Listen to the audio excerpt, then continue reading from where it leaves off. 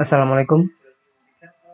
Pada kesempatan kali ini saya akan menjelaskan kepada Anda tentang penggunaan suku bunga mengambang atau floating.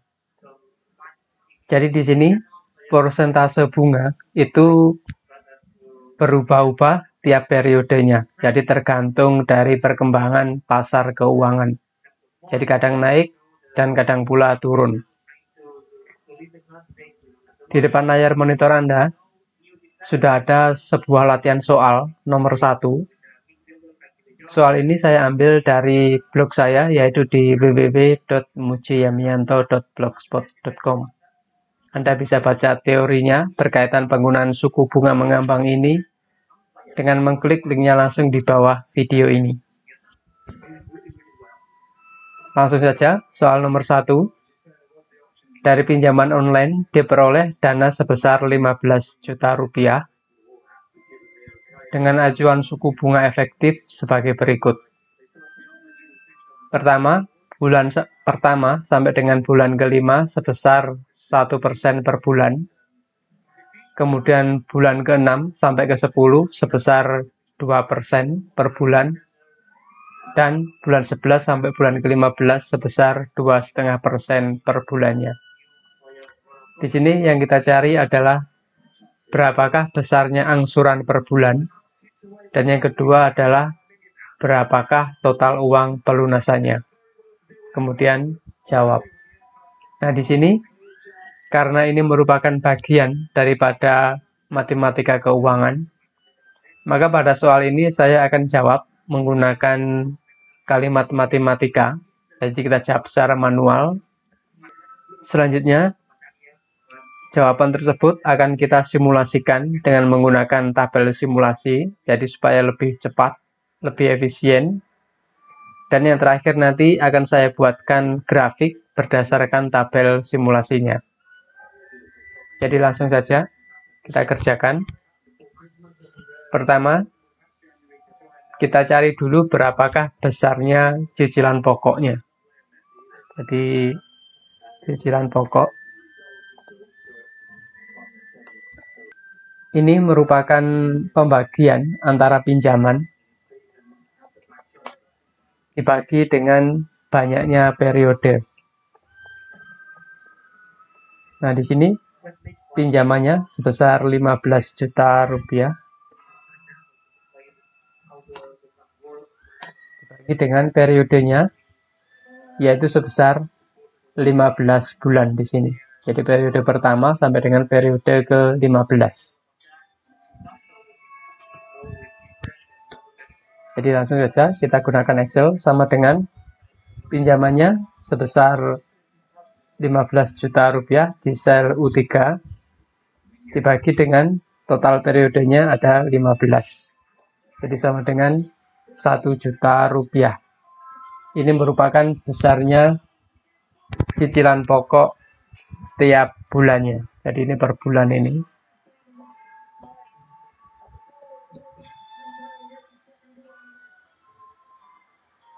Selanjutnya, di sini kita akan cari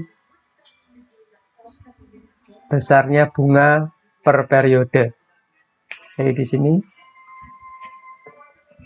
bunga periode pertama. Nah, untuk mencari bunga pada periode pertama ini, rumusnya adalah BN, ini merupakan bunga periode ke N, dalam hal ini adalah periode pertama, pinjaman,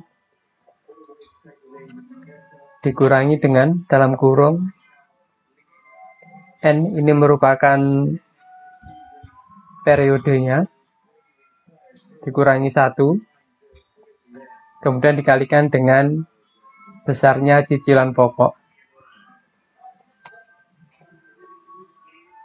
Tutup kurung dikalikan dengan B. B ini merupakan suku bunganya. Jadi sama dengan BN sama dengan dalam kurung pinjamannya sebesar 15 juta rupiah dikurangi dengan N, ini adalah periodenya. Nah, karena di sini yang kita cari adalah periode pertama, bunga periode pertama maksud saya. Maka kita isi 1 dikurangi 1 dikalikan dengan cicilan pokoknya, yaitu sebesar 1 juta rupiah.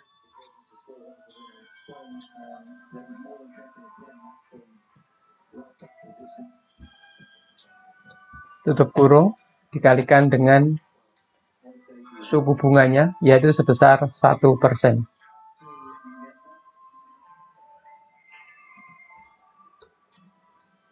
Nah, dari sini langsung saja bisa gunakan Excel, jadi sama dengan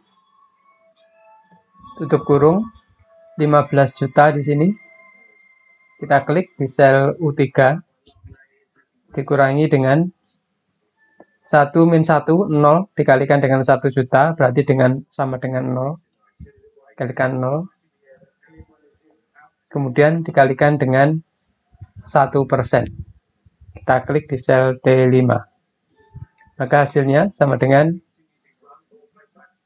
sebesar Rp150.000. Ini saya buat accounting dulu. Nah, ini adalah bunga pada periode pertama. Selanjutnya, karena di sini bunganya floating, maka kita cari dulu bunga pada periode ke-6 sebesar 2%. Kita cari dulu bunga.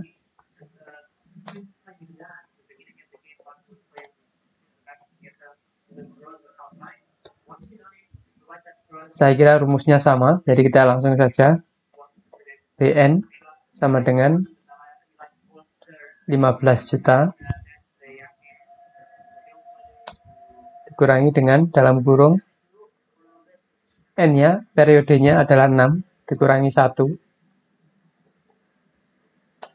Kalikan dengan cicilan pokoknya sebesar 1 juta rupiah. Dikalikan dengan suku bunganya, yaitu sebesar 2%. Langsung saja kita gunakan Excel, jadi sama dengan dalam kurung 15 juta di sel U3 dikurangi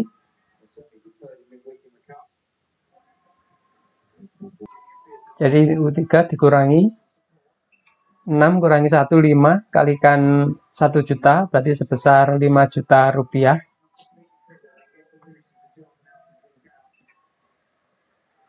Tutup kurung dikalikan dengan 2%, yaitu berada di sel T6, maka hasilnya sama dengan Rp200.000. Saya rubah dulu ke dalam bentuk accounting. Selanjutnya, untuk yang bunga periode ke-11,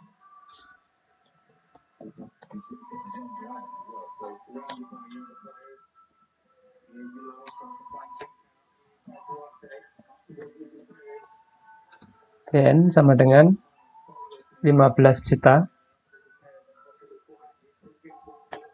dikurangi 11 dikurangi 1, tutup kurung dikalikan dengan 1 juta.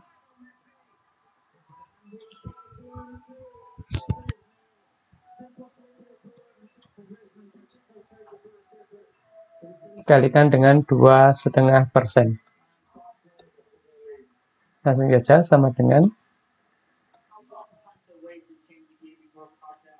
15 juta di sel U3 dikurangi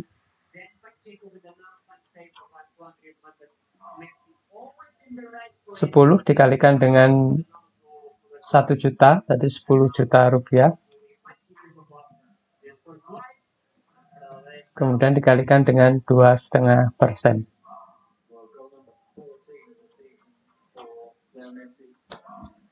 Ya, sama dengan Rp125.000.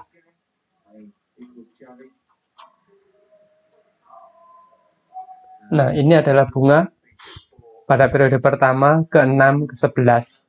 Di sini saya ambil karena ada perbedaan dari suku bunganya. Selanjutnya, untuk yang ketiga, Saya taruh di atas saja supaya lebih mudah. Kita akan cari berapakah besarnya angsuran per bulan di sini. Jadi angsuran periode pertama.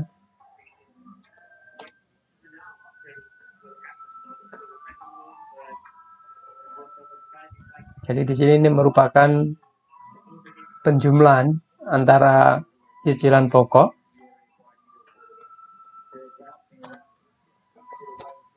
ditambah dengan bunga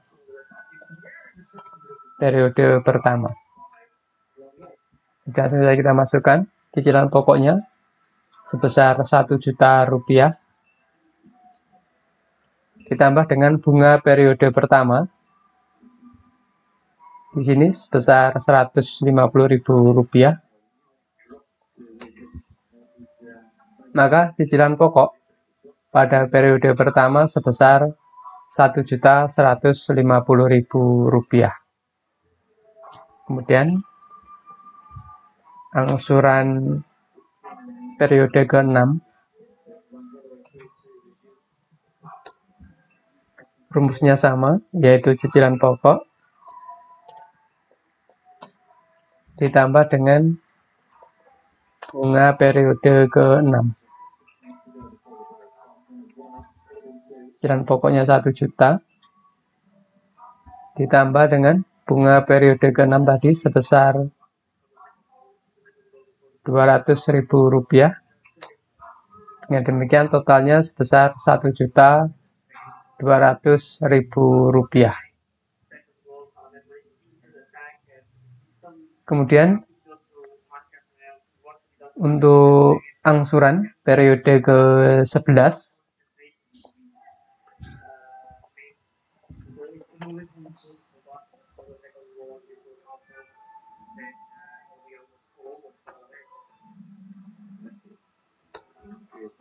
ini sama juga, langsung saja saya masukkan rumusnya sama dengan cicilan pokoknya 1 juta ditambah dengan bunga periode ke-11 125.000 rupiah. Kita lihat hasilnya. Angsuran ke-11 nanti sebesar 1.125.000 rupiah. Nah, apakah jawaban kita nanti benar? Akan lebih mudah kita gunakan tabel simulasi. Dengan demikian kita bisa menghitung besarnya cicilan pokok, bunga maupun angsuran dari periode pertama sampai dengan periode ke-15.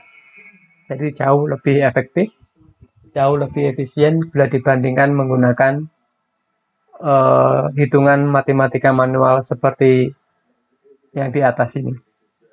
Langsung saja periodenya. Periode pertama sampai dengan periode ke-15.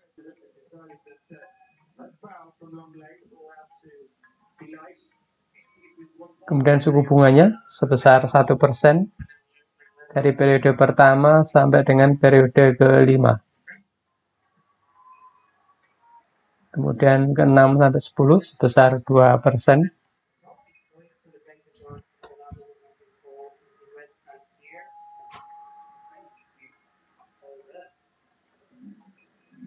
Ke-11 sampai 15 sebesar 2,5%.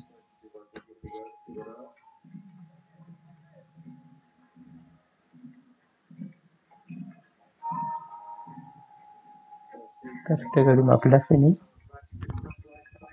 Kemudian cicilan pokoknya. Di sini cicilan pokok dari periode pertama sampai dengan periode ke-15 besarnya sama. Jadi sebesar 1 juta rupiah. Dengan demikian kita tekan F4 agar alamat selnya absolut. Kemudian kita tinggal copy saja ke bawah.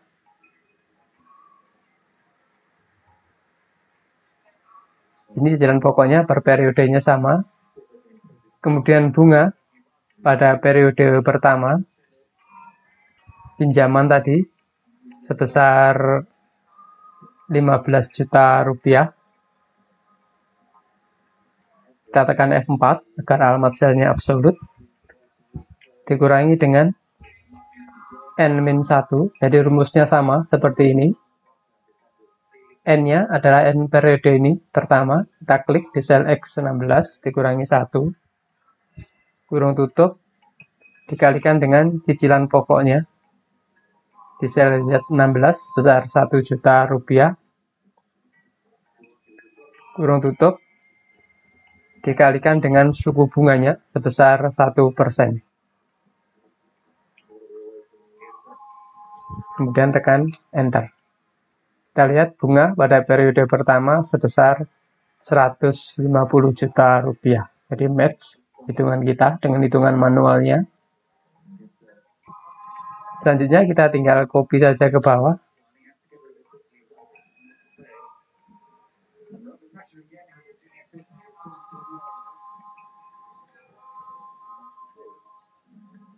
Ini saya ubah dulu warnanya ke dalam warna merah.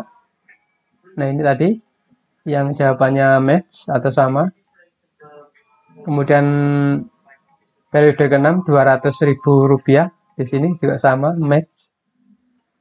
Dan periode ke-11 Rp125.000 sama juga. Demikian jawaban kita untuk besarnya bunga per periodenya adalah benar atau match. Untuk angsurannya, ini merupakan penjumlahan antara cicilan pokok ditambah dengan bunga periode pertama. Jadi sama dengan rumusnya ini. Kita lihat hasilnya pun sama. Kita tinggal copy ke bawah saja. Nah, kita lihat di sini sama. Kemudian untuk angsuran yang periode ke-6 1.200.000 match, periode ke-11 1.125.000. Hasilnya pun juga sama. Nah, untuk mengetahui pergerakan bunga dan pergerakan angsuran akan lebih mudah kalau kita menggunakan grafik simulasi, sehingga kita bisa lebih mudah dalam membaca pergerakan bunga dan angsuran per periodenya. Cara membuat grafiknya, kita blok saja dari judul kolomnya, cicilan pokok di sini, bunga, angsuran, kita blok ke bawah. Selanjutnya kita klik, di sini saya jumlah dulu, klik auto sum. Nah, kita lihat di sini, cicilan pokoknya dia sebesar 15 juta match dengan utang awalnya tadi sebesar 15 juta rupiah. Total bunganya sebesar 1.825.000 rupiah. Dengan demikian total angsurannya sebesar 16.825.000 rupiah. Kita lihat di sini berapakah total uang pelunasannya. Jadi sebesar 16.825.000 rupiah. Kemudian kita buatkan grafik dulu. Klik insert.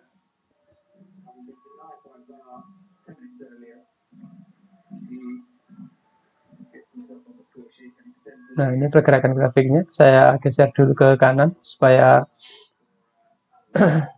lebih jelas gambarnya.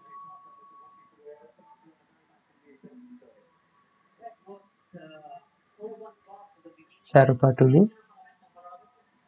Nah, ini adalah grafik dari tabel simulasi. Bila kita lihat di sini, pergerakan daripada cicilan pokok yang berwarna biru ini, dia akan stabil. Jadi dia akan datar, flat, secara horizontal. Kita lihat di sini pergerakan bunga dan angsuran, baik bunga maupun angsuran dari periode pertama, dia mengalami penurunan bunga sampai dengan periode kelima. Kemudian ketika suku bunganya naik sebesar 2%, pada periode ke-6 dia mengalami kenaikan juga. Kemudian mengalami penurunan sampai dengan periode ke-10. Begitu periode ke-11 dia naik sedikit kemudian turun lagi. Jadi ini merupakan ciri khas daripada penggunaan bunga efektif, di mana pergerakan suku bunganya itu semakin lama akan semakin menurun. Demikian saya kira penjelasan secara singkat berkaitan dengan latihan soal nomor 1. Sekian dari saya, terima kasih. Wassalam.